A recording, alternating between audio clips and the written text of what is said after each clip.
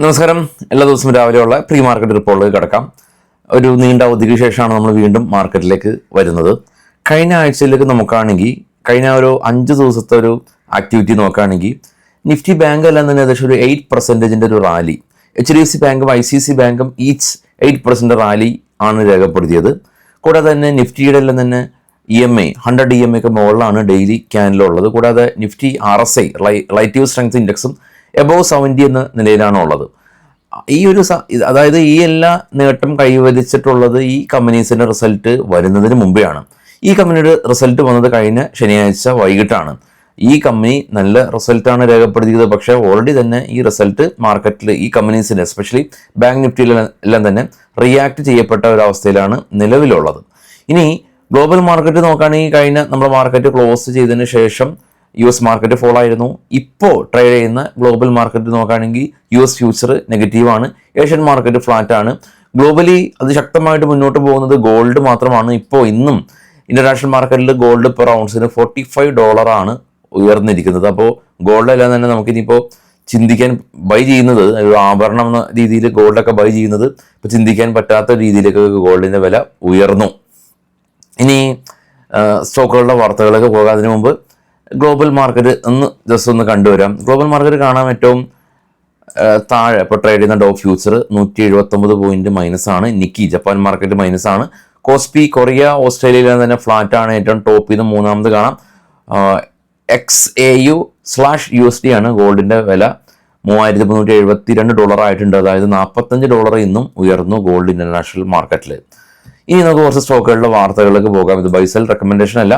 ആദ്യമായിട്ട് ഈ മേൽ പറഞ്ഞ കമ്പനീസിന്റെ റിസൾട്ടാണ്. HDFC bank net profit 6.7% year on year ഉയർന്ന് 17,612 കോടി രൂപ കരസ്ഥമാക്കി. കമ്പനി ഡിവിഡൻഡ് പ്രഖ്യാപിച്ചു ₹22.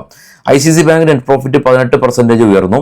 ഡിവിസ് ലാബ് ഗ്ലോബൽ ഫാർമ കമ്പനിയായിട്ട് ഒരു പുതിയ ബിസിനസ് കോൺട്രാക്ട് സൈൻ ചെയ്തു എന്നുള്ള ന്യൂസ് ഉണ്ട്. ABB ഇന്ത്യ ഇവരുടെ റോബോട്ടിക് ബിസിനസ് കമ്പനി സെപ്പറേറ്റ് കമ്പനിയായിട്ട് IPOയിലൂടെ ലിസ്റ്റ് ചെയ്യും എന്നുള്ള ന്യൂസ്. ക്രാഫ്റ്റ്മാൻ ഓട്ടോമേഷൻ കമ്പനി ഇവരുടെ കോയമ്പത്തൂരിലുള്ള ഇവരുടെ പുതിയ പ്ലാന്റ് ഇനാഗ്രേറ്റ് ചെയ്യുന്നുണ്ട്. അതിൽ നിന്നുള്ള കൊമേഴ്ഷ്യൽ പ്രൊഡക്ഷൻ കമ്പനി ആരംഭിക്കുന്നുണ്ട്. Jio finance net profit year on year 18% ഉയർന്നു എന്നുള്ള news. Tata LXC net profit year on year 13% decline ആയിട്ടുണ്ട് എന്നുള്ള ന്യൂസാണ്. All India company TMC minerals ആയിട്ട് ഒരു പുതിയ ബിസിനസ് കോൺട്രാക്ട് സൈൻ ചെയ്തിട്ടുണ്ട്. ജസ്റ്റെയിൽ company net profit year on year 36% ഉയർന്നു എന്നുള്ള ന്യൂസ്. TCS കമ്പനി ഇവർ വിനയ് സിസ്റ്റായിട്ട് ഒരു പുതിയ ബിസിനസ് കോൺട്രാക്ട് സൈൻ ചെയ്തിട്ടുണ്ട്. Crompton Greaves company solar water pump order കിട്ടിയതായിട്ടുള്ള ന്യൂസ് ഉണ്ട്. റെയിൽടെൽ കമ്പനി 19 കോടി രൂപയുടെ ഒരു ഓർഡർ UT ഇൻഫ്രയുടെ ഭാഗത്ത് നിന്ന് ലഭിച്ചതായിട്ടുള്ള news. Mastek company net profit 14% decline ആയിട്ടുണ്ട്. അതായത് 94 കോടി രൂപയിൽ നിന്ന് 81 കോടി രൂപയിലേക്ക് പ്രോഫിറ്റ് കുറഞ്ഞു. എന്നെങ്കിലും റവന്യൂ 12% വർദ്ധിച്ചിട്ടുണ്ട്. PSV പ്രൊജക്ട് 10 crores ഒരു ഓർഡർ കിട്ടിയതായിട്ടുള്ള ന്യൂസാണ് ഉള്ളത്.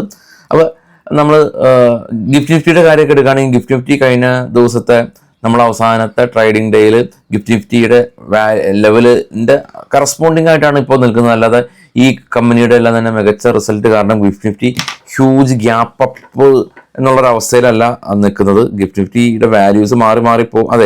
അതെ എനിവേ ആ ഒരു റേഞ്ച് 23,816 എന്നൊക്കെ റേഞ്ചാണ് ഗിഫ്റ്റ് നിഫ്റ്റി നിൽക്കുന്നത്. സ്ലൈറ്റ്ലി നമ്മുടെ ക്ലോസിംഗിൽ താഴെയാണ് ഗിഫ്റ്റ് നിഫ്റ്റി ഉള്ളത് എന്ന് വേണം പറയാൻ. പക്ഷേ നമ്മുടെ FIs ആശാന്മാർ ബൈയിങ് ആയിരുന്നു. കഴിഞ്ഞ ആഴ്ചയിൽ നല്ല രീതിയിൽ അവർ ബൈ ചെയ്തിട്ടുണ്ട്. FIസിൻ്റെ ഒരു പ്രത്യേക സ്വഭാവം മാർക്കറ്റ് എത്ര ഹൈ ആണെങ്കിലും അവരൊരു ബൈ ആണെങ്കിൽ മാർക്കറ്റ് വീണ്ടും മുകളിലേക്ക് പോകും. അതുപോലെ തന്നെ മാർക്കറ്റ് ഇടിഞ്ഞു കിടക്കുന്ന സമയത്ത് അവർ വീണ്ടും സെല്ല് ചെയ്യും. അപ്പോൾ FIസിൻ്റെ ആക്ടിവിറ്റീസ് കീനായിട്ട് വാച്ച് ചെയ്യേണ്ട ഒരു കാര്യം തന്നെയാണ്. ഇന്നലത്തെ മാർക്കറ്റ് ഔട്ട്ലുക്കിൽ നമ്മൾ ഈ ചൈന US സംബന്ധിച്ചുള്ള പ്രശ്നങ്ങളും കാര്യങ്ങളെല്ലാം തന്നെ നമ്മൾ ഡിസ്കസ് ചെയ്തിരുന്നു. അപ്പോൾ എല്ലാ ദിവസവും നമ്മൾ ന്യൂസ് വാച്ച് ചെയ്യാനായിട്ട് ശ്രമിക്കുക. Thank you all.